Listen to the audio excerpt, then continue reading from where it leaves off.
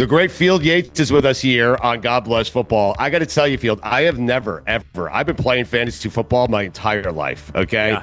I have never rushed to a computer so quickly for a pickup and spent $10 on Jameis Winston in my entire life. I have never wanted a guy so badly, and it's because I have Jackson Dart. Why wouldn't you? We had this conversation yesterday throughout the day.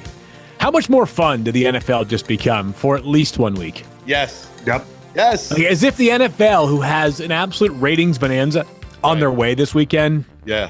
Seahawks and Rams, Chiefs and Broncos in that afternoon window. That's going to be incredible. Say whatever you will about the Cowboys. They draw huge numbers. They're playing on Monday night. Like, everything continues to come up NFL. I guess my only question with Jameis, guys, is has anybody confirmed why he wasn't already the number 2 quarterback for the Giants, excuse me? Right, crazy, because they win that game last week if they put him in, I think. Probably. At the very least, he gives them a chance. So I am thrilled for Jameis, and anything is possible against the Packers on Sunday. If you told me that he throws 3 touchdowns, I'd believe you. Yes. If you told me that he throws 3 touchdowns to the other team, I'd also believe you. Yeah. Right. It's going to be, it's a fun watch. What do you make of, by the way, I am wondering here, what is the most, you seem very measured. You know what you're doing. You're a fantasy expert. What's the most you have spent, fab money, free agency money? Have you ever overspent on someone and regretted it, the next week? You know? Yeah, it happened to me, 3 weeks ago maybe. So I play in this league that is a salary cap league. It's also a keeper league. So when there's a little bit more of a calculus to the fab acquisition period than in general, because you can add a player, but you can also potentially keep that player beyond that season at the salary. So usually, guys, in fab, it's one of 2 things. You basically blow it all because it's a player like Puka Nacua was a couple of years ago, where you're like, this guy might just be the best wide receiver in fantasy football. Even though I'll only have him for 1 season, I'll get 1 amazing season out of him. Or it's people trying to be smart around the margins. Hey, I'm going to bid $7 on this guy. I might not get him, but if I do, I've got a $7 contract. Rondé Gadsden II, who has been good for the Chargers, very good. Yeah. He started to come onto the scene, and I think I spent $53, and I was the only person to bid on him that week. You could have had him for $1. I could have had him for $1. I could have had him for free, because that league actually allows us to make $0 bids. So it happens all the time. But Jameis, it'll be $10 well spent. There's a great line about Jameis, and a million people have said it. But the classic line on Jameis is, no quarterback in NFL history has ever been able to keep both teams in the game all game like Jameis Winston. That's so great. So good. What'd you make, just getting away from fantasy for a second, real football Field? What'd you make of the Giants getting rid of Brian Daboll? It was time. It was time. It was clear, all parties. I'll say this. I was talking about it was just time. I mean, four fourth quarter leads of 10 points or larger blown. You're going to make the decision at the end of the year. Perhaps you get a little bit of a jolt of energy and this happens sometimes. Sometimes teams, after firing a coach, find a little bit of lightning in the bottle. Yeah. The Dolphins with Dan Campbell way back in the day were a team that seemed to play inspired football, even if it was just briefly with the new head coach. I was surprised that it was a half measure, right? Joe Schoen, the GM, is still the GM of the New York Giants as of right now. I thought the Giants might go full house cleaning with both head coach and GM. That being said, Daboll, I do think he is a capable and good coach. This team just couldn't finish games, and it felt like sometimes they played the sum was less. What's the expression?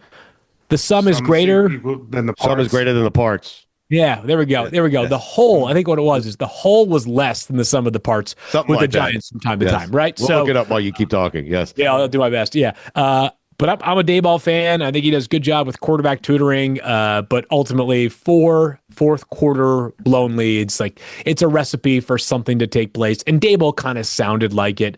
I always note when coaches just in front of the media go to just basically consistent frustration. in front of people. Some of these coaches, when they're starting to approach the hot seat, will become kinder and gentler in front of the media and just, hey, that's a great question you asked right there. We're working through some things this week. We're going to do our best to evaluate it, watch the tape, study practice, and we'll have an answer by Friday. You have other coaches who, when things are getting really bad, are just sort of up there like, I don't know. And it felt like, Brian Daboll, who was never, Sean McVay or Mike Tomlin in front of the mic in terms of being so engaging and energetic. But you could sort of sense some frustration when you watched him in front of the microphone over the past couple of weeks here. The ones that get nicer as they approach the hot seat are the ones that might be working with you. That's why they're being nicer, That's true. That's actually not a bad point. They'll at least have a podcast one day, right? Yes. Yeah. Did we find out the phrase, Mike? Did we look it up, or am I the only one looking it up? It's the whole. The whole is greater than the sum of its parts, right? Okay. So we found out. You guys are saying like it's so obvious now. None of us knew it at the time. Well, I'm not much of a wordsmith. I'm not much of a wordsmith. Sometimes I just ramble too much. We just tripped over it a little. Yeah. Field, I am wondering, Mikey, I thought you had a question there. I'm sorry, but we'll get to it in a second. How does the rest of the league view Joe Schoen? Because I would say the ability to select a quarterback, and he's now done it twice. Yeah. Where you want to give him credit or not, he was the assistant GM in Buffalo when they got Josh Allen, and he was the GM in New York, and they appear to have found a quarterback for the next 15, 20 years in Jackson Dart if he could stay healthy. I think that's a pretty important skill in the NFL, and so I'm wondering, how does the rest of the league view Joe Schoen? Yeah, he's had a couple of drafts in succession that have brought some promise.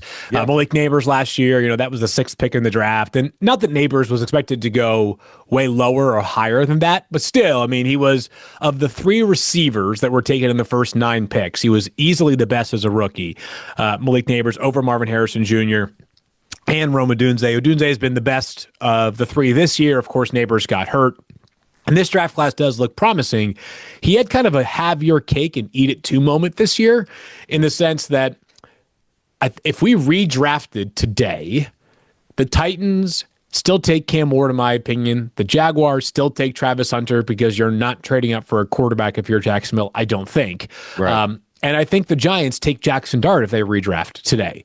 Instead, they got him with pick 24 because they're able to orchestrate a trade to move back up into the latter portion of the first round. So they also have Abdul Carter already, on the roster too. So I think that move itself was really, really good.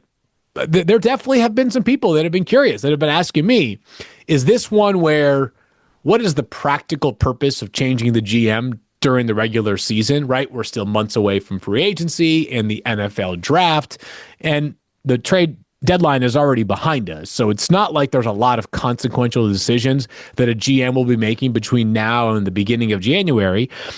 Or is this one where, hey, they're doing it like this for now, but the truth of Joe Schoen's future is that depending on what caliber of head coach they can bring aboard, and depending on what that head coach wants, that will determine the fate of Joe Schoen. This is not a perfect analogy, because I think the seat was warmer here for a year ago for Trent Baalke of Jacksonville. But Baalke remained their GM during their coaching process. Remember, they ended up hiring, of course, Liam Cohen, and then Cohen ended up getting paired with James Gladstone after Baalke, I think, was involved in the search for Liam Cohen as well. So there's still some people that do wonder whether we're going down that path with Joe Schoen. But for now, the Giants have led you to believe that he is not only going to be in charge, or at least involved with the head coaching search, but also just going to remain as the GM. They let him go. The Dolphins are going to hire him in 5 seconds. I promise you. You think so? He worked down here. I mean, that's true. Yeah. He cut his teeth with both the Dolphins and the Bills. Like any GM, he's got some serious notable hits, right? I mean, being a part of the Josh Allen draft is notable. Jackson Dart's been great. Malik Neighbors we mentioned. There have been some decent. Cam Scadaboo this year was really good. Yeah.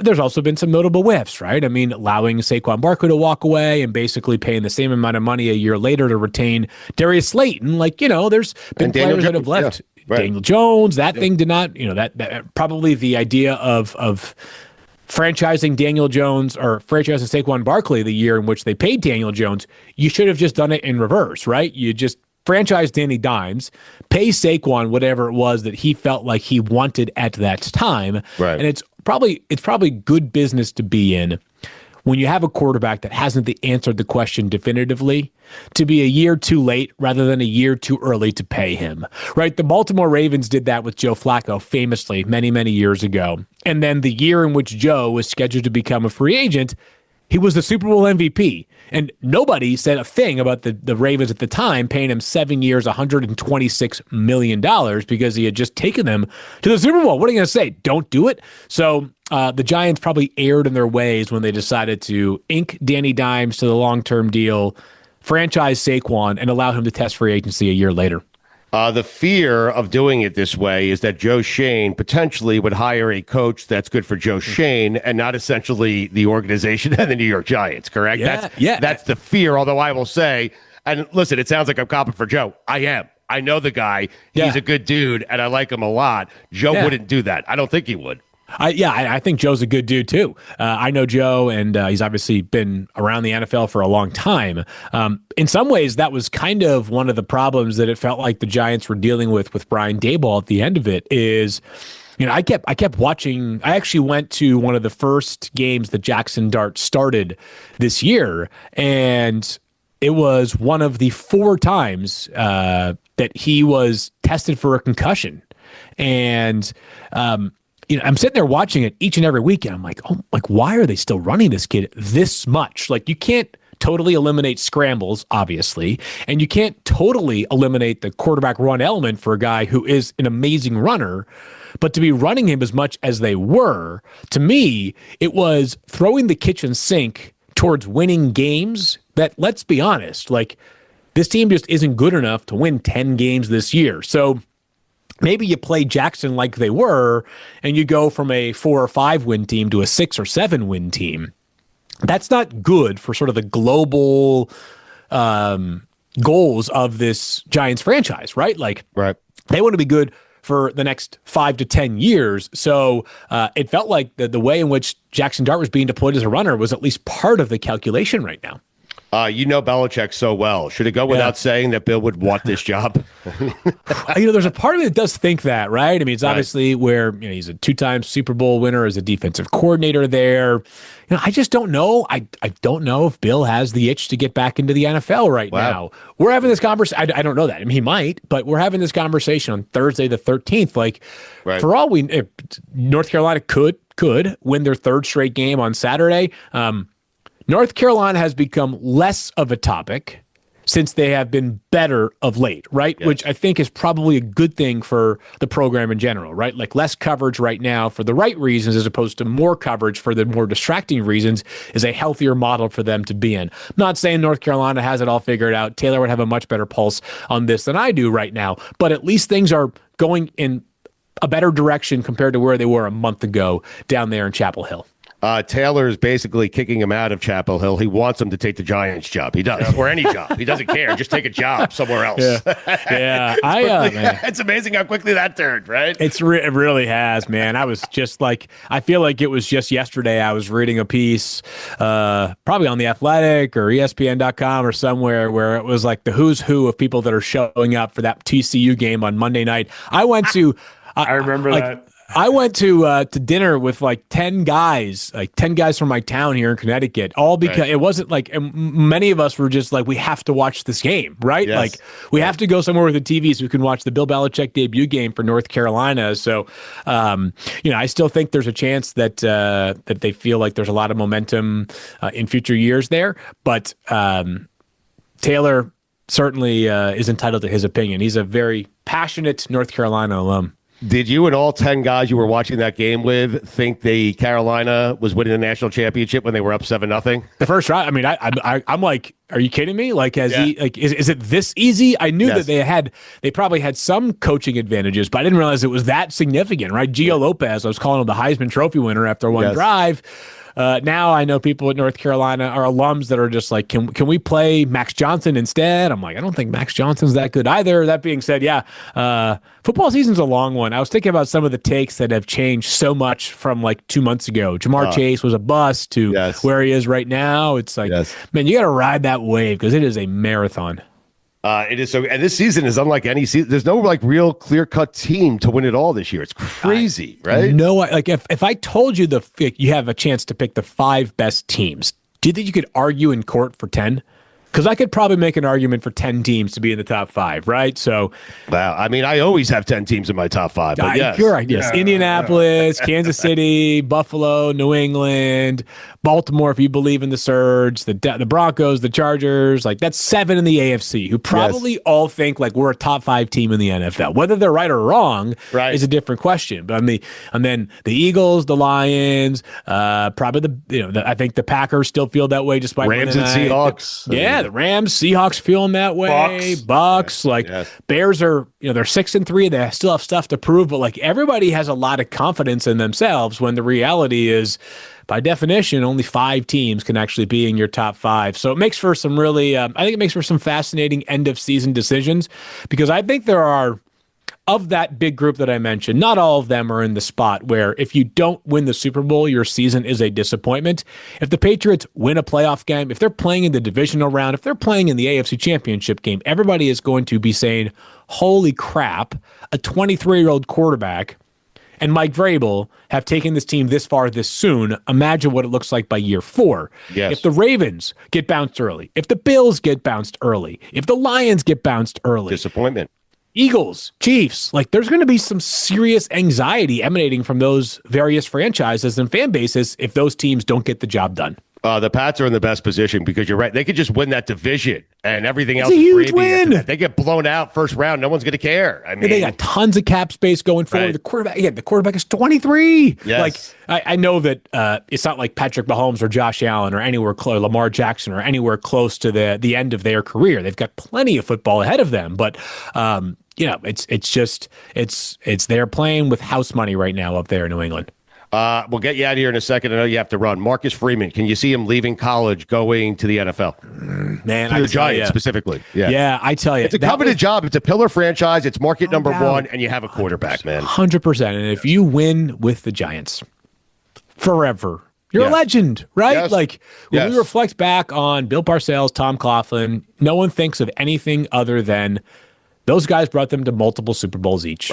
Right. There were some frustrating seasons for each of those coaches when they were the head coach there. And I know that recently this hasn't been the trend, but whenever you're like talking yourself into something or accepting something, you're doing it through the prism of, I think, the lens of what's the best case scenario. And this was a legendarily loyal franchise to coaches for a long time. Marcus Freeman might be sitting there saying to himself, I work in the NIL era. I might have a great squad right now. If remember, they were 0-2 to start the season. What if we had slipped up once or twice more, which is college football? This stuff happens. I might lose half my roster.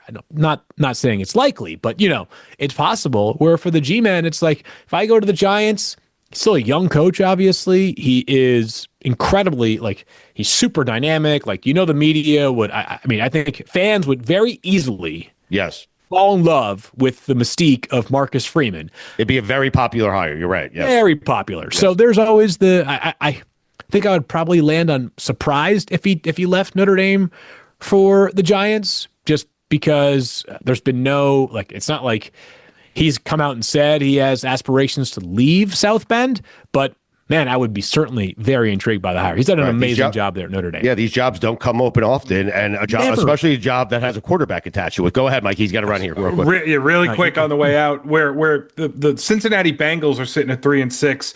Yeah, are we really going to see Joe Burrow on Thanksgiving? Is this really going to happen? Why not? So if they win the next 2 games, Steelers and Patriots, I think they're not. But if they do, lock it in. We'll see him sometime, if not Thanksgiving, the week after.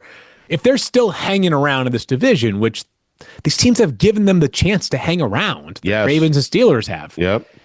If they don't, I still lean towards him returning this year, but it decreases the odds decidedly if they're 3-8 and the Ravens are 6-5, and it's like, what are we really doing here? Doesn't make sense, right? Doesn't make sense. Yeah, you got to look out for your long-term health. Right. Yeah, but Burrow always thinks he has a chance. That's the thing with that guy. That's true. The window is his entire career by his own admission. We love you, buddy. Thank you for doing this. We always appreciate the time. I know you got to run, but enjoy the great football weekend coming up. It's going to be a special one. It's going to be fun, man. It's going to be awesome. I love you guys too. And as I walk away here, I must say, God bless Taylor. Yes. Hey, oh God. I was Taylor hoping wearing you out with it. text. Is that what he's doing? You guys are friends but now. I thought he'd be here on. I really was looking for my opportunity, but we missed out on this. He's going to be so upset. Get out of here.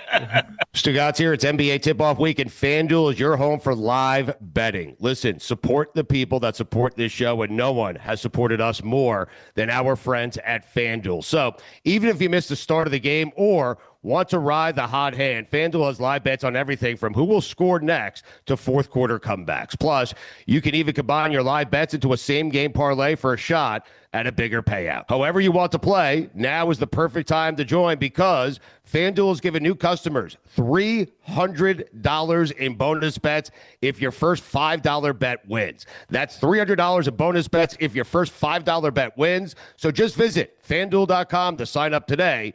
Play your game with FanDuel, official sports betting partner of the NBA. Must be 21 and older and present in select states, or 18 and older and present in D.C., Kentucky, or Wyoming. First online real money wager only. $5 first deposit required. Bonus issued as non-withdrawable bonus bets, which expire 7 days after receipt. Restrictions apply. See terms at sportsbook.fanduel.com. Gambling problem? Call 1-800-GAMBLER or visit rg-help.com.